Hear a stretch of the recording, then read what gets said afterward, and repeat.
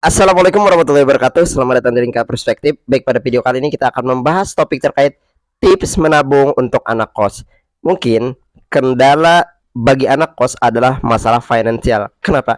Karena mereka harus memanajemen atau mengelola keuangannya, finansialnya untuk apa? Agar berkecukupan dalam hal uang bulanan yang mungkin masih dikasih oleh orang tua mereka.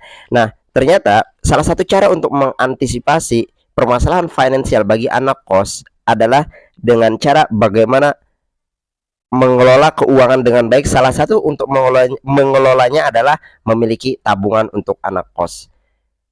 Nah, lalu pertanyaannya adalah bagaimana cara agar anak kos itu bisa menabung atau mengelola keuangan mereka.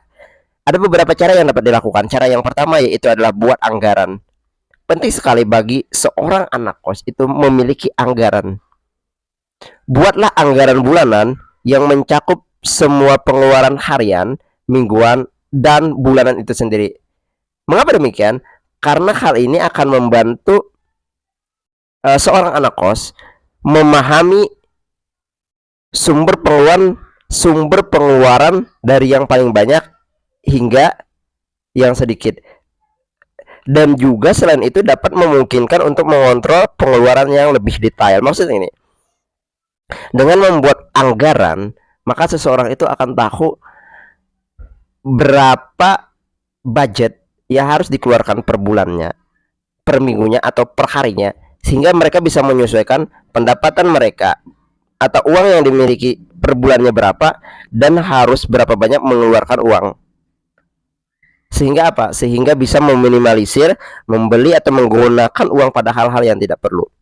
Kemudian cara yang kedua yang dapat dilakukan oleh seorang anak kos agar bisa menabung atau tips menabung bagi seorang anak kos yaitu adalah prioritaskan kebutuhan. Penting sekali kita mengenal apa yang menjadi kebutuhan kita. Jadi kita harus merinci semua kebutuhan yang utama seperti misalnya biaya sewa kos, makanan, transportasi, dan keperluan lain yang tentunya sebagai biaya wajib yang dikeluarkan per bulannya. Prioritaskan pengeluaran ini dan alokasikan dana sebulannya atau dana sebelum menghabiskan untuk membeli hal-hal yang lain. Jadi gunakan untuk hal yang wajib dulu. Jangan tergoda untuk membeli pada hal-hal yang tidak perlu sebenarnya tuh. Kemudian tips menabung yang ketiga bagi seorang anak kos adalah buat rencana makan. Ini penting. Jangan sampai kita tergoda untuk sering-sering makan di luar karena itu sangat boros sekali itu. Makan di luar itu bisa menjadi pengeluaran yang sangat besar bagi seorang anak kos. Jadi cobalah coba masak sendirilah. Masak agar apa? Agar Anda bisa menghemat pengeluaran untuk biaya makan. Nah, sehingga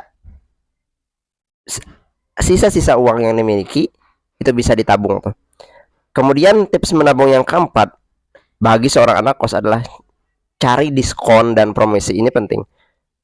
Menggunakan kesempatan atau memanfaatkan diskon, promosi, atau penawaran khusus saat berbelanja itu bisa dijadikan sebagai salah satu opsi untuk menghemat pengeluaran tuh.